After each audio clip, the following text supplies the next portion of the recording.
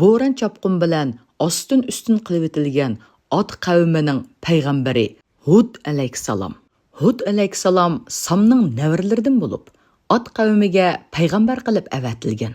Hud havodat kalimasidan kelgan bo'lib, yumshoqlik, eg'ir besiq va sukunatga vasila bo'lish umid qilingan degandek ma'nolari bor. Hud alayhissalomning yana bir ismi Obir, laqabi bo'lsa Nabiyullahdir. Hud alayhissalom Ahqob diyorida tug'ilib o'sgan. Ad qavmi ichida sharaflik bir kishi edi. Payg'ambar bo'lishdan ilgari tijorat bilan shug'ullangan. O'ttiri bo'yliq, bug'doy o'nglik, quyuq chochliq, go'zal yuzlik edi. Odam alayhissalomga o'xshaydi. Zohid, muttaqi, ibodatga herisman, sehiy va shafqatlik edi. Yo'qsullarga ko'plab sadiqa beradi. Ad qavmi Qur'on Karimda A'raf, Hud, Mu'minun, Shu'ara, Fussilat, Ahqob, Zariyat, Qamar, Haqqa, Fajr suralari Ad qavmi haqida to'xtaladi. Ad qavmi 23 qabiladan maydonga kelgan bir arab qavmidir. Qavmga ismi berilgan Ad, Nuh alayhissalomning navrlaridan biridir. Zamoni Nuh alayhissalomdan taxminan 800 yil keyindir. Halok bo'lishi butkul insoniyatga ibrat bo'lgan Ad qavmi yashagan Ahqob diyori, Yaman, Odan va Umman orasida Ad qavmi Arabul Ariba deb atalgan Arabiston yerim orlig'iga tunji yerlashgan qavmlardan biridir. Munbat tuproqlarga ega bo'lgan bu qavm ne'matlari mo'l, bog'u bo'stonliq bir yerdir. Yer yuzida shoqirab eqib turgan eriq o'stanlari, bog'varanlari, to'qay chorvalari, yer ostida turlik suv omborlari, ayvon saroylari va qasrlari bor edi. Hatto Ahqob rayoni Iram ismi bilan atalgan. Mashhur Iram bog'lari ta'biri bo'lgandan keladi. Bu qavmning insonlari kuch-quvvatlik, qovul, uzun bo'y va uzun umrlik edi. Ad qavmi xoda toshlarni qirib, uningdan uy yasab, ko'rkam binolar bino solgan. Bularning ichida bog'u bo'ston va go'zal ko'llar bor edi. Har taraf ko'z qamashtirg'idek go'zalliklar bilan to'lib tashatdi. Ad qavmi Nuh to'pandan keyin butparastlikka qaytgan tunji qavm edi. Bu qavm zamonning o'tishi bilan dunyo ne'matlariga g'arq bo'lib ketganligidan Allohdan g'ofil qoldi. Fitna fasod bilan dindan yiroqlashdi. Nuh to'panning dashtini unutib, dunyoga g'arq bo'ldi. Ne'matning ko'pligiga oldinib, kibrlanib faxrlandi. Alloh taolo ular haqida mundaq dedi: "Ey qavmim, Parvardigoringlardan mag'firat tilanglar, ondan uningga tavba qilinglar. Sizlarga u ko'p yig'in yog'dirib beradi. Sizlarga texmo kuch-quvvat beradi. Sizlar gunohga cho'mgan holda mening da'vatimdan yuz o'rmanglar."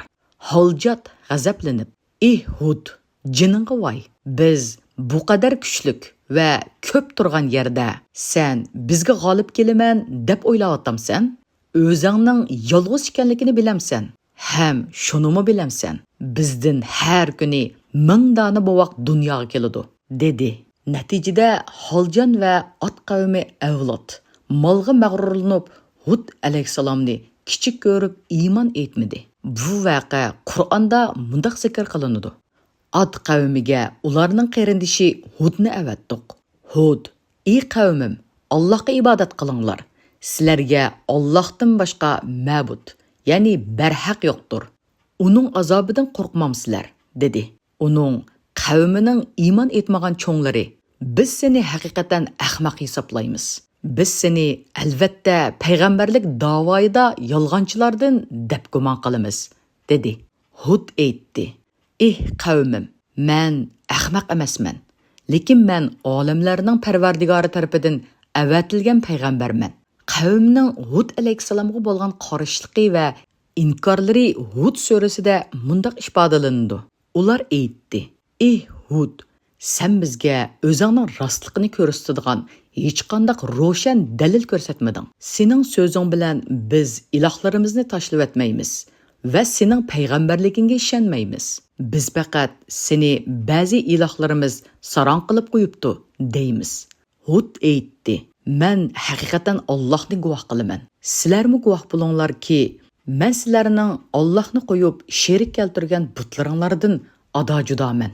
Hammanglar menga suiqasd qilinglar. Menga muhlat bermanglar. At qavmining Hud alayhissalomga qarshi e'tirozi boshqa payg'ambarlarning qavmlari ilgari surgan e'tirozlardan farqli emas edi. Kunimizdagi munkarlarning e'tirozlarimi ulardan farqi yo'q. Bu e'tirozlar har zaman bo'lganidek ko'pincha hollarda qavmning oldida kelganlardan keladi. Bu e'tirozlarning asosliq sababi bu insonlarning dunyo manfaatlarining tahlikaga uchrashishidir. Hud alayhissalomga qilingan e'tirozlarni tövandagidek xulosalash mumkin. Birinchi, Hud alayhissalomni majnunlik va aqlsizlik bilan ayblagan bo'lib, Qur'onda ifodalaganidek, biz seni haqiqatan ro'shan gumrohlikda ko'ramiz. Biz seni albatta payg'ambarlik da'voyingda yolg'onchilardan deb gumon qilamiz, degandek badbaxtlik edi. Ikkinchi, otalarining dinning eng to'g'ri ekanligini o'ylab, uningga mutaassiblik bilan bog'langan. Oyatda ularning bu ahvoli mundaq bayon qilinadi. Ular Hud, ota-bovimiz ibodat qilib kelayotgan ma'budlarni tashlab, yolg'iz bir Allohga ibodat qilishimizga da'vat qilg'ili keldingmi? Uchinchi, o'zining kuchli ekanligini aytib, Hud tarafidan o'ziga bir ziyon kelmaydiganligini ilgari surgan. Oyatda mundaq deyiladi. Ad bo'lsa ziminda Allohning bandalari Hud va uning bilan iymon etganlarga haqsiz ravishda yo'g'onchilik qildi. Ular kuch-quvvatda bizdan kim ortiq dedi. To'rtinchi, oxiratni inkor qilib, hayotning faqatla dunyo hayotidan iborat ekanligini ilgari surdi. Ularning bu g'ofilona va johilona tushanchalariga Rabbimiz Qur'onda mundaq degan: bizning mushu dunyodagi hayotimizdan boshqa hayot yo'qdir. Biz o'limiz va tirilimiz. Ya'ni bir tarafdan o'lib turamiz va bir tarafdan tug'ilib turamiz. Biz qayta tirilanmaymiz. 5. Hud alayhissalom va mu'minlarni haqoratlab, ularni masxir qilgan edi. Bu haqda Qur'onda mundaq deydi: uning qavmining kafir bo'lgan, oxirat mukofotini yolg'onga chiqargan va bu dunyoda biz tarafdan bayoshat turmushga ega qilingan kattalari aytdi. U faqat sizlarga o'xshash bir insondir. U sizlar yeganni yeydi, sizlar ichganni ichidi. Agar sizlar o'zinglarga o'xshash bir insonga itoat qilsanglar, shubhisizki u chaqda sizlar cho'qim ziyon tortquchilarsizlar. Ibratlik ilohiy ogohlantirish. Qavmning adabsizligi Hud alayhissalomni intayin ranjitdi. U qo'lini yuqori ko'tarib Alloh taologa duo qildi. Bu sababdan qavmning ayollari tug'mas bo'ldi. Bu ahvol 10 yil davomlashdi. Uning qavmi majbur qolgan holda Hud alayhissalomning yoniga keldi. Lekin ular texcha g'aflatda edi. Bu ro'shan mo'jizlarni ko'rib turib, yana sen bizga bir mo'jiza ko'rsat, dedi. Haddidan oshgan holda Ahqob surasining 22-oyatida aytilganidek, Alloh tarafdan bir azob keltirilishni talab qildi. Ular: "Ey Hud, sen bizni ilohlarimizdan to'sqili keldingmi? Agar sen o'zingda rostchilardan bo'lsang, bizni qo'rqitadigan azobni keltirgin", dedi. Bu sababdan buloq, ko'l va seriq o'stanlar quridi. Bog'u bo'stonlar sarg'ayib, u go'zal eram bog'lari yo'qoldi. Qovul insonlar bir luqmaga muhtoj holda qoldi. Hud alayhissalom ularni qayta yig'ib, tabliq qilib, Allohdan mag'firat tilanglar, dedi. Va kufrda ching turganlardan iborat bu johillikni tanqidlab mundaq dedi. Hud aytdi: "Men haqiqatan Allohni guvoh qilaman. Sizlarmi guvoh bo'linglarki, men sizlarning Allohni qo'yib sherik keltirgan butlaringlardan ado judoman. Hammanglar menga suiqasd qilinglar, menga muhlat bermanglar. Shubhisizki mening Parvardigorim va sizlarning Parvardigoringlar bo'lgan Allohga men tavakkul qildim. Allohning boshqarishida bo'lmagan bir maxluq yo'qdir. Parvardigorim haqiqatan to'g'ri yo'ldadir. Ya'ni adil bo'lib, hech kishiga zulm qilmaydi. Agar sizlar mening da'vatimni qabul qilishdan yuz o'rsanglar, yuz o'rguninglarning menga ziyni yo'q. Sizlarga men Parvardigorimning elchiligini yetkazdim. Payg'ambarlarning vazifasi faqat tabliq qilishdir. Parvardigorim sizlarni halok qilib, o'rninglarga boshqa bir qavmni keltirdi. Sherik keltirish bilan Allohga qilchi ziyon keltirolmaysizlar. Parvardigorim faqat har bir narsani kuzatib turg'uchidir. Bu oyatlarda deganidek Hud alayhissalom mushriklarni agar kuchi yetsa, o'ziga uningga qarshi da'vat qilib mundoq dedi. Meni yo'qotish uchun hammanglar yig'ilib qo'linglardan nima kelsa shuni qilinglar. Ko'zni yumib ochqichilikmi saqlamanglar. Men uningga parvo qilib ketmayman. Men sizlarning meni qanday qilib etishinglarni xiyolmi qilmayman va sizlarga hech qarabmi qo'yolmayman. Uningga tayangan hech yomonlikqa yo'liqmaydi. Uningdan boshqasiga parvo qilib ketmayman. Men faqat uningga tayinaman va uningga ibodat qilaman. Bu so'z Hud alayhissalomning Allohning quli va payg'ambari ekanligini, qarshidagilarning ozg'unlik ichida ekanligining ochiq dalilidir. Uning bu so'zi qarshisida dushmanlari uningga bir yomonlik qilolmadi va davosidan voz kechtirolmadi. Bu uning davosining haq ekanligini ko'rsatib beradi. Ad qavmining hidoyati uchun bu tahdidlarmi kor qilmadi. Shunchalik jafo mushaqqat va qiyinchilik tatgan bo'lsa-mu, yanala tavba qilib, Allohga va tahdid aqidasiga qaytmadi. Chunki boylik ilib kelgan g'aflat, rohat farog'at va ozg'unlik ularni Allohga qulluq qilishdan yiroqlashtirdi. Bu holda payg'ambarlarga agashgan bo'lsa edi, haromlarni qilolmagan va ojizlarni izalmagan bo'ladi. Chunki haqdan bo'lgan tavhid dini ko'plagan cheklamalar qo'ygan edi. Lekin nafsoniy turmushga ko'nib qolgan bu insonlar diniy cheklamalar ostiga kirishni xohlamay, g'ofillarcha nafsoniy hayotni yashashni orzu qildi. Ostin-ustin qilayotgan bo'ron chapqun. Alloh taolo Hud qavmi yashagan yeriga 3 yil yomg'ir yog'dirmadi.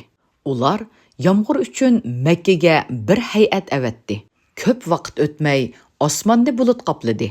Ad qavmi bu ahvolni ko'rib intayin xursand bo'lib, yomg'ir keldi deyishdi. Halbuki bular azob bulutlar edi. Hazrati Hud oxir bir qatim iymon etinglar deb azobdan qutulishi uchun ogohlantirdi. Ular yana g'aflat ichida. Undoq emas, bular yomg'irdan burun kelgan bulutlardir deyishdi. Shuning bilan ular oxirgi ilohiy ogohlantirishga ko'z qulqini itib olgan holda sal qaradi. Natijada vazifalangan farishtalar osmonda paydo bo'lgan bulutlar bilan butun qavmni qo'rshidi. Chorshanba attigini shamol kuchayishga boshladi. Shamolning kuchi daraxtlarni yiltizidan qumurib tashlag'idek kuchli edi. Bargan siri bo'ronning qattiqligi va sovuqligi oshdi. Bu ahvol Qur'onda mundoq bayon qilinadi. Ularga bu dunyoda xar qilg'uchi azobni tetitishimiz uchun shu kunlarda qattiq sovuq shamolni avatdik. Oxiratning azobi texmi xar qilg'uchidir. Ular azobni dab'i qiladigan yordamga erisholmaydi. Shubhisizki, ularni biz shumliqi uzilmaydigan shum kunda sovuq bo'ron avatib halok qildik. Adning qissasidimi bir turlik alomat bor. O'z vaqtida ularga yomon bo'ronni avatdik. U, ya'ni bo'ron, har qanday narsaning yenidan o'tsa, uni chirigan so'ngakdek titmi-talon qilib o'tdi. Bu qattiq bo'ronning ta'siri bilan insonlar chekatkilardek havoda uchishga boshladi. Uchmaslik uchun yaktikini bir-bir bilan bog'lab halqa shaklda bo'ldi. Lekin bu chora bo'lmadi. Ba'zilari to'ga va to'gidek kishilarning havoda uchishga boshlaganligini ko'rib, uylariga qarab qochdi. Lekin o'xshash oqibat u yerdami ularni tutdi. Ularni samonni uchirgandek uchirib, uylaridan sirtqa otdi. Qur'on Karimda bu ahvol mundoq bayon qilinadi. Bo'ron kishilarni o'rinlaridan yulib ketadi. Go'yo ularni qo'mirib etilgan xurma ko'taklaridek yotatdi. Alloh taolo shamolga amr qildi. Qum davillarini ularning ustiga yig'di. Bu ahvol 7 kecha 8 kunduz davomlashdi. U ozg'un qavm nihoyatda qayg'uluq bir oqibatga duchor bo'ldi. Ad qavmining halok qilinishi Qur'onda mundoq bayon qilinadi. Alloh ularga bo'ronni 7 kecha 8 kunduz uzildirmay opridi qildi. Ad qavmining o'z makonlarida halok bo'lib, xurma daraxtlarining porko'taklaridek yotqanligini ko'rsan. ulardan birər adamның qolganligini ko'ranmaysan. Bizning oyatlarimizni inkor qilganlarni talto'kis halok qildik. Ular iymon etmagan edi. Ani shu Ad qavmi Parvardigorning mo'jizalarini inkor qildi. Uning payg'ambarligiga osiylik qildi. Har bir uchiga chiqqan tarso, shafqatsiz, ya'ni haqqa qarshilik qilib, jidallashkuchining buyrug'iga agashdi. Ularga bu dunyoda la'nat qilindi. Qiyomat kunimi ularga la'nat qilinadi. Bilinglarki, Ad qavmi haqiqatan Parvardigoringlarni inkor qildi.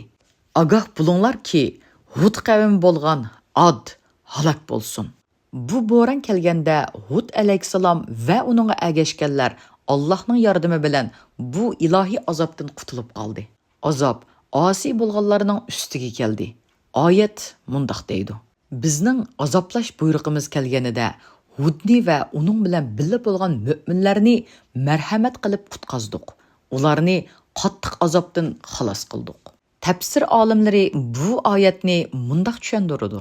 Alloh taolo Hud alayhissalomni va uning agashgan mu'minlarni ilohiy marhamati bilan saqlab qoldi. Faqat bu yerda qullarga berilgan ne'mat va ihson qilingan amallarning ajri uchun emas, balki ilohiy rahmat bo'lib berilganligi bilinadi. Oyisha raziyallohu anhodan rivoyat qilinishicha, payg'ambar alayhissalom shamol chiqqan va osmonda qora bulut ko'rinsa, qo'rqqan holda yuzining rangi o'zgaraydi. Ba'zida bulutga qarab turadi va ba'zida uyga kirib chiqib turadi. Yomg'ir yog'sa, ko'ngli rohat topadi. Bular bir andisha alomatlari edi. Oyisha raziyallohu anha buning sababini so'rganida payg'ambar alayhissalom: "Men bilmayman. Balki de bu qora bulut Ad qavmiga kelganidek bir azob bo'lishi mumkin. Ular osmonda qora bulutni ko'rganida yomg'ir yog'di deb gumon qilishgan edi. Ammo ichinishliq bir azob ilib keldi." Yana Hazrati Oyisha onamizdan mundaq bir hadis rivoyat qilinadi. Qattiq shamol chiqqanida payg'ambar alayhissalom mundaq degan: "Ey Alloh, sendan bu shamolning ishidagi narsalarning va sening avatgan narsalaringning xayrlik bo'lishini tilayman. Bu shamolning ishidagi narsalarning va sening avatgan narsalaringning yomonligidan sendan panoh tilayman." Payg'ambar alayhissalom har zaman mushundaq sagak bo'lgan va ummatiningmi bu ruhiy holatda bo'lishini tavsiya qilgan. Payg'ambar alayhissalom vidolashish hajjida Usfon vodiysiga kelganida Hazrati Abu Bakrga: "Ey Abu Bakri, bu qaysi vodiy?" deb so'ragan. Hazrati Abu Bakri: "Usfon vodisidir" deb javob berganida, payg'ambar alayhissalom Hud alayhissalomning biliga belbog', bilidan yuqorisiga ranglik bir raq bilan o'rangan holda yosh, qizil, chulviri xurma so'ypig'idan to'qilgan kishi to'giga mingan holda bu yerdan talbiya o'qib o'tganligini xabar bergan. Hud qavmi halok bo'lganida Hud alayhissalom o'ziga agashganlar bilan birga Makkaga kelib vafot bo'lguncha shu yerda qolgan. Hud alayhissalomning mo'jizalari. Birinchi, Allohning ruxsati bilan shamolni xohlagan tarafga yuzlantirib o'tdi. Hud alayhissalom o'zidan mo'jiza keltirishni talab qilgan qavmiga: "Qandoq mo'jizalar xohlaysizlar?" deganda shamolni xohlagan tarafga yo'tkashni talab qilgan. Hud alayhissalom shamolni xohlagan tarafga yo'tkigan. Naqadar buyuk bir hikmatdirki, Ad qavmi Alloh taolaning bu mo'jizasini ko'rib turib iymon etmaganligi uchun natijada kuchli shamol bilan halok qilindi. Bu shamol Qur'on Karimda Rihu sarsar, ya'ni qattiq qora bo'ron deyilgan. Ikkinchi, yungni yepakka almashtiradi, ya'ni parlaq bir shaklga keltiradi. Uchinchi, qattiq yomg'irda safarga chiqolmaydi. Hud alayhissalom duo qiladi. Yo'llarda panohlanadigan yer paydo bo'ladi. Yomg'ir to'xtag'ichilik u yerda kutib turadi. Tarixda o'tgan payg'ambarlar va qavmlarga oid qissalarning Qur'on Karimda zikr qilinishi insonlarning ibrat elishi uchundir. Payg'ambarlarning har bir ish harakati o'rnak bir yo'ldir. Hud alayhissalomning qissasiga bu ma'nodan qaraganda ko'plagan o'rnaklari oldimizga chiqadi. Hud alayhissalom Alloh yo'liga samimiyat bilan isilgan tamkin bir shaxsiyatga ega bo'lib, so'zlaganda o'ylab so'zlaydi. Qavmi uni aqlsizlik bilan ayblaganida, u o'zining aqlsiz emasligini, ularni ogohlantirish uchun Alloh tarafdan avatilgan bir elchi ekanligini deyish bilan kifoyalangan.